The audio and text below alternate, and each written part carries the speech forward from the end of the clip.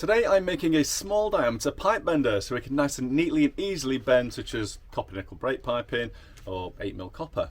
Everything I'm going to be using today is recycled stuff, so it's not going to cost us a penny. So we've got recycled bolts, Volkswagen guys might recognise them, and some bits of steel and stuff. And I'm not going to use any welding, so normally I would do, but I want this to be accessible so anyone can make it that's just got a drill and a tab. So yeah, let's see how it goes.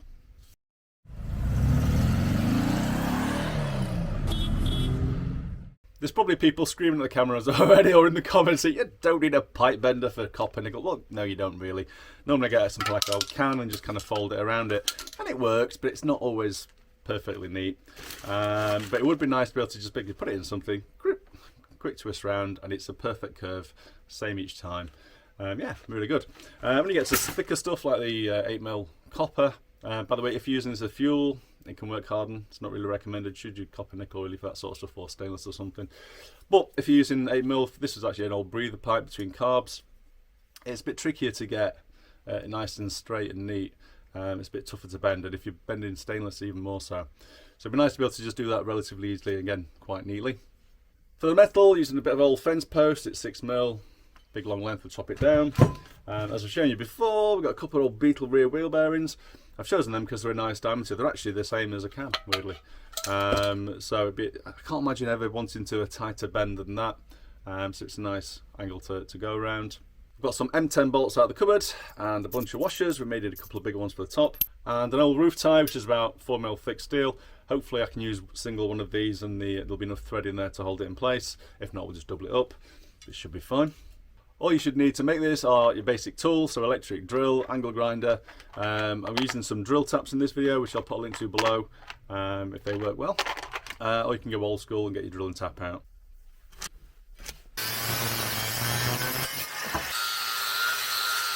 The central bearing is going to be offset. The reason is I need to be able to get a bolt here later. And if you get it too close to the center, then you struggle to get this one tight up. So I can now get a pipe in, like so.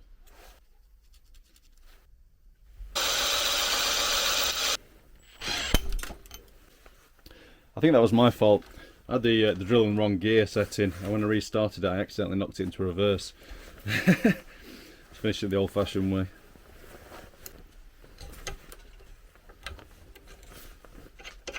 Excellent, Mr. Bond. I got my M10 bolt and a bunch of M10 13mm washers.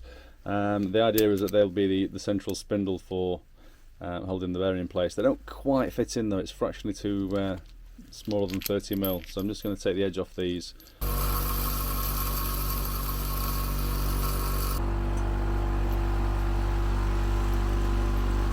Right, while I'm waiting for the replacement combination drill tap to arrive, I thought we'd get on with the handle. Now I've got to say, really impressed by these guys on eBay. RENNIE tool company, they're based here in the UK.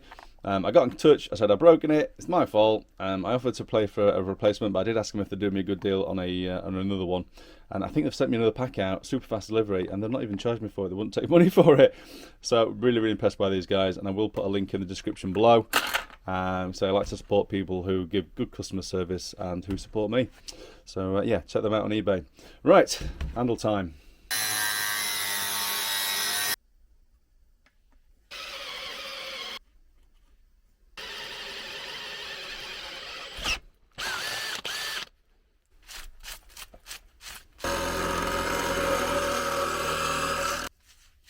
There we go, that's a bit neater.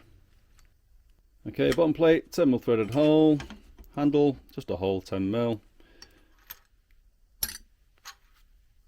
Washers,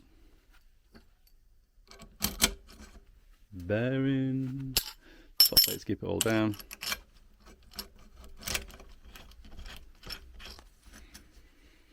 The bolt is threaded into the bottom plate, and I was actually going to thread lock it in place, but to be honest with you, it sticks through the bottom of the plate. And we've got so much length on here, I can actually just put a nylock underneath, so that should lock it in place against the threads in the actual plate itself. So I'll do that afterwards and say, because it's got the height on here, I can still clamp it in the vise, it's not causing any problems. So what we have to do now is we're going to drill and tap this again. I've gone for a double thickness, so I've got plenty of meat to tap into, and I'm going to actually thread lock it in place. We're going to fit the next bearing here, in a similar fashion to this one.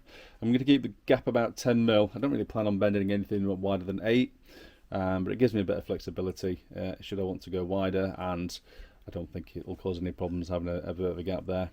We have our basics. So all we have to do now is attach that bearing, and we need to put a bolt on here to keep the pipe straight when we pop it on the bender.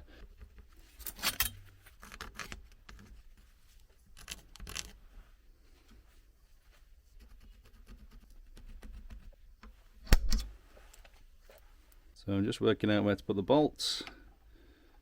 We're going to pop it about there.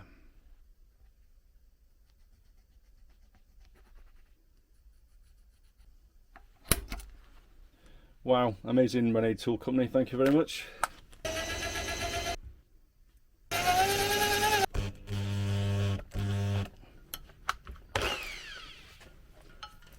My drill is rubbish. Try again.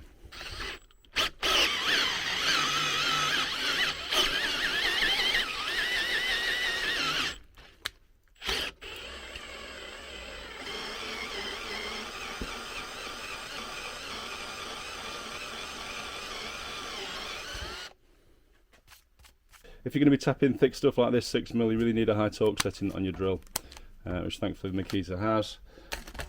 As you previously saw, I tried my budget and it couldn't turn the bit through, it just didn't have the guts. Right, we're just about to break through. I'm going to turn it onto low gear. Now these plates we're about to cut through are a combined 10mm. So way beyond, I think, what most of these drill taps are designed to do.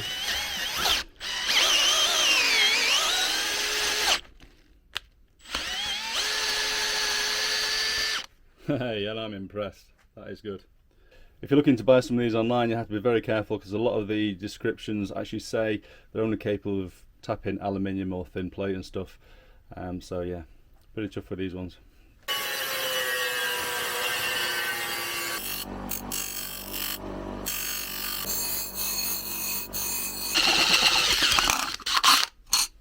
Right, for the central one, we've got our bearing, our washers, the aluminium plate I just made for the top was actually cut out from something else years ago. I just saved a bit of a decent dust cap, and then we're going to put our little flangey plate on the bottom of it. Goes onto your handle.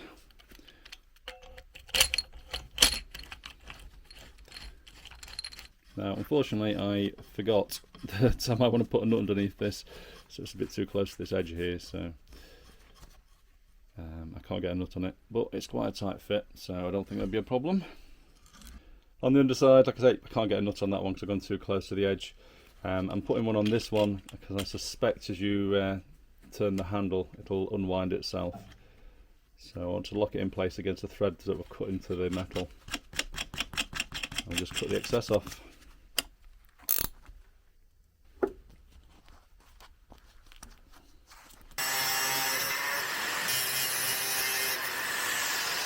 Okay, so see if it works.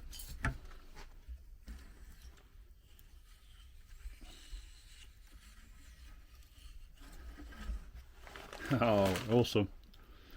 Lovely little curve on that. It's not damaged the pipe in any way I can see.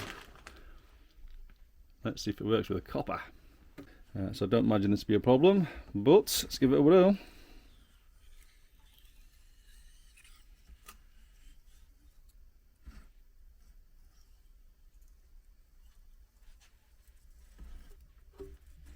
So the 8mm copper's bent really nice as well. So this one's gone really well. This one's actually nipped a little bit, look, and squashed slightly because it's so soft. To fully avoid that, you really want kind of a die shape rather than the flat edge bearing. But say for the things I've got in mind for it, such as link pipes for balance pipes between carbs and stuff like that, that's no problem at all, I don't think. So I'm really, really chuffed that I can shape the pipes nice and easily now and neatly, so it looks nice as well. For running fuel, ideally you don't want to be using copper, so it does work harden, so try and stick to copper nickel where you can, but I've never actually heard of anyone having a problem with it splitting over time, especially if you clamp in between a rubber end to a rubber end. I think you'll be absolutely fine. When bending smaller stuff, I think this bolt here could have done with being a little bit closer to this wheel, to the central one, However, you could just put a sheath around it or something to make it fatter, so I'm not going to worry about it for now. It just seems to work. This is 6mm solid bar.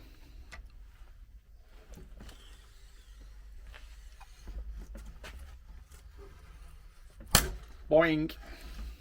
It's quite springy stuff from a trampoline. It's a bit pinged out, but it was bending absolutely fine. Pop it back in, see if we can finish it.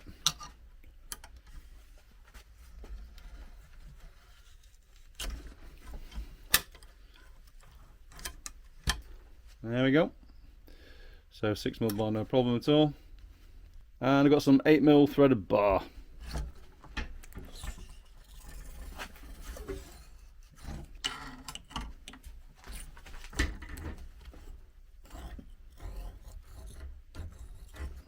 Bends 8mm threaded bar, no problem. And if you've got any sheep to catch, perfect tool.